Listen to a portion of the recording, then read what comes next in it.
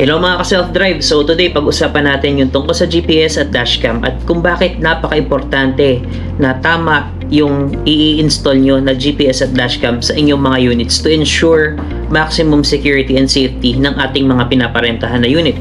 So just for context, for the past 2 years, sobrang tumaas ng cases ng rentangay at rensangla. Mainly because marami sa mga kababayan natin yung mga na-hook at na-addict sa mga gambling activity.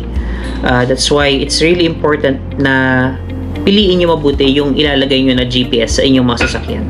And i-share na rin namin kung ano yung mga gamit namin na GPS at dashcam. So let's move on to the discussion sa GPS. So this is the first GPS that we are selling. This is priced at 3,500 pesos. The installation and home service is already included in the package. However, if you live outside Cavite area, we may charge you a small additional home service fee. Ngayon, kung malayo naman kayo at hindi namin kayo makikater, then we can definitely ship this to you and we'll just give you discounts. Of course, depending on the quantity that you are availing. Now, let's talk about the features of this GPS. So this GPS has a 2G and 4G network support. It also has a real-time monitoring and it has a kill engine function. Now, this also comes with 1-year warranty. So whatever happens, as long as hindi to user error, then covered kayo ng warranty. Ngayon, we also provide a fleet account setup. Ibig sabihin, kung marami kang pinaparentahan na sasakyan or just for example, dumami na yung unit mo in the near future, then pwede kami gumawa ng fleet account, meaning to say you only need to have one username and then you will see all the GPS in that system. So it makes tracking easier compared dun sa mga nakikita nyo sa tabi-tabi or sa mga online shops which doesn't offer that kind of feature. So this is the first GPS. Now, ito naman yung sumunod na GPS. This is the second GPS. This is the version 2 of GPS that we're using. So the main difference with this GPS is that this now supports 5G network. So very accurate ang tracking nito. Wala siya ng talon-talon. Ito kasi minsan pwede siyang tumalon just in case halimbawa yung area is wala siyang 2G or 4G, then pwedeng tumalon bigla. Pero ito, supported niya yung 2G, 4G, and 5G network. So this is much more accurate compared to the version 1. And then at the same time, it has the kill engine function. And kasama na rin dito yung voice monitoring, which I think is a very good feature kasi at least pwede mo marinig ngayon yung nagiging usapan nung mga nasa sasakyan. Pwede rin naman yan combo kasi ang minimum recommended naman ngayon is 3 GPS setup. So the first GPS could be this one, yung merong GPS with kill engine with voice monitoring. This is your primary GPS. And then your second GPS could be this one. Meron din siyang kill engine. And then your third GPS can be a GPS like this na walang kill engine. It's cheaper by 500 pesos. So yung walang kill engine is just 3,000 pesos. Yung third na GPS mo naman, it will be connected sa ibang part ng electrical ng sasakyan mo. So that it's going to be harder to find just in case mga batikan na sindikato yung dumali sa inyo. Pero syempre, marami naman security process to avoid that from happening. So that's the first piece of security. Again, the GPS system is very important. Ngayon, let's move on to the second part of the security. So the second part of the security is having or choosing the right dashcam. So the first dashcam that we are offering is the K18 dashcam. So this K18 dashcam is a dual channel dashcam. Ibig sabihin meron siyang front and rear na dashcam. It also supports a 4G network. So ibig sabihin meron din tong SIM card sa loob. It has a full HD resolution, 1080p na. And then meron din siyang Wi-Fi para madali mag-transfer ng files or recordings over to your phone. Hindi mo na kailangan maglipat using the SD card. Now, ang kagandahan dito sa K18 na dashcam namin is that meron siyang live monitoring. Ibig sabihin, anytime na gusto mong makita yung nakita ng dashcam, pwedeng front, pwedeng rear, o kaya yung rear camera, pwede mo rin siya ilagay sa cabin para nakikita mo yung activity ng driver or kung sino yung nagda-drive. So, meron siyang live viewing. Ang kagandahan dito, yun nga, compact siya. Although, this K18 only has a very small display and it's not a touchscreen display.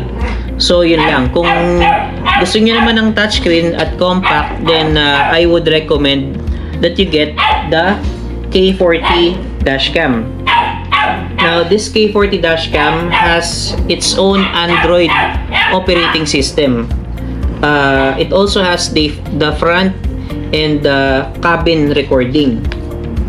Now, at the same time, meron din siya nung GPS tracking, same nung K18. Meron din siya nung live monitoring as well. Although ito, yung wala siyang capability to have a rear camera, as in front and cabin lang. So, and by the way, ito, touchscreen din siya, kaya kung mas gusto niyo mas smooth yung operation nyo, then you can opt to get the K40 instead. And of course, the last dashcam, for those who wants to have a full screen dashcam, you can get the K9 Pro dashcam. This also comes with GPS and live monitoring and Wi-Fi. So, ang resolution naman ng camera nito is dalawang 1080p camera. The display is a 9.66-inch touchscreen display with, of course, with Bluetooth and radio as well. And meron siyang ADAS or Advanced Driver Assistance System, which will definitely help your renters, especially kung bago pa lang sila sa pagdadrive, to avoid, parking accidents.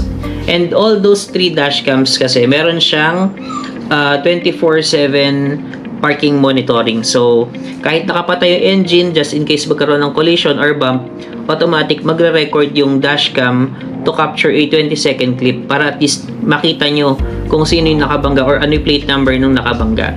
And of course, all these 3 has a super night vision camera. So, kahit gabi, malinaw pa rin siya. And of course, last layer of security, I also would like to talk about the AutoGuard Pro. Ito yung AutoGuard Pro. Ayan. Ito to. Kita ba? This is AutoGuard Pro. Now, let me talk about AutoGuard Pro for a bit here. So, AutoGuard Pro is the latest layer of security that we, the operators, are using. So, what is AutoGuard Pro? AutoGuard Pro is an app right now only available in Google Play that contains the biggest and largest database of customers with bad records. So, most sa mga operators naman, may mga kanya-kanyang support group yan. However, the drawback is that minsan pag nagpapa-LC ka dyan or nagpapa-legit check ng inquiry sa'yo, yung mga operators busy din sa pagpapatakbo ng kanilang mga businesses, or sometimes madaling araw konti lang yung makakapag-verify. And at the same time, kada community has their own list of bad renters. So yung record ng nasa Cavite may not exist in the community in Quezon City, for example, or vice versa. Now, AutoGuard Pro addresses those problems because what we have is a combination of all the bad renters from different communities in Luzon, Visayas, and Mindanao. At the same time, this is being updated on a daily basis. Now, PNP HPG is also considering to use this app as well. Right now, I'm still in the talks with them. Pero hopefully magkaroon ng magandang deal with PNP HPG so that they would increase their apprehension rate. At the same time, mas lalaki yung database natin. At by the way, ang kagandahan pala dito is that this is a community-driven platform. So, you as a user of this application can also submit a record to the database of course, subject for verification ng ating mga admins. Kasi, para ma-ensure natin na yung nakalagay doon is talagang bad renters. Now, this is still free at the moment, pero magkakaroon kasi siya ng subscription. And for early, kasi ngayon kasi ang alam ko pa lang na figures is for early subscription, ano yan, 1,000 pesos for 1 year. Pero mag-i-increase yan definitely. Kumbaga ano lang yun, limited offer lang yung 1,000 pesos na 1 year subscription. Pero kung sa amin kayo bibili ng GPS at dashcam, then it will come with a 1 year subscription to AutoGuard Pro. So at least talagang magiging super secured ang inyong mga car rental operations. And just kumbaga a very important update kung gaano ka-effective yung AutoGuard Pro. So we launched this AutoGuard Pro last August 1. And from August 1 up until today, we already have blocked 10 attempts sa mga users ito from being a victim of carnapping incidents. Kasi when they check the name of the person who's inquiring or booking with them, when they check it in AutoGuard Pro, na-detect ng AutoGuard Pro na meron ng negative record yung nag-inquire sa kanila, specifically rentangay incident. So ganun siya ka-effective. So feel free to download this in Google Play, pero again, hindi siya for everyone. We have to verify that you are running a legitimate car rental business. This is purely for operators only. Ngayon, if you have any questions, kung gusto nyong mag-order or magpa-schedule ng dashcam or ng GPS, then just PM us sa aming Facebook page, which is Southside Car Rentals and Car Accessories, or you may also directly send me a PM on my Facebook account. Just search for Ian Malikdem. So thank you guys and have a nice day. Usap ulit tayo sa susunod once I have an update regarding the car rental and car accessories business. Bye guys!